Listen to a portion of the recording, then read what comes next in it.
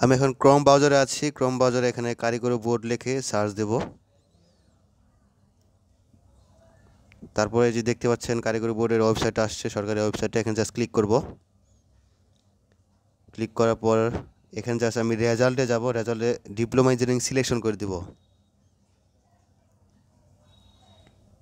তারপর একটু ওয়েট করতে হবে।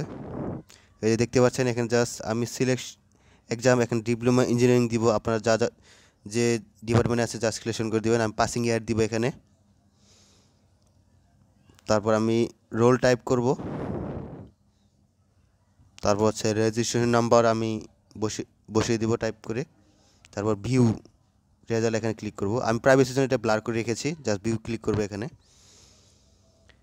এখানে আপনারা দেখতে পাচ্ছেন আমার রেজাল্ট দেখাচ্ছে। এইভাবে আপনারা দেখতে পারবেন আপনার রেজাল্ট অনলাইনে। সো নতুন ভিডিও পাওয়ার জন্য সাবস্ক্রাইব পাশে থাকবেন। Thanks for watching my video.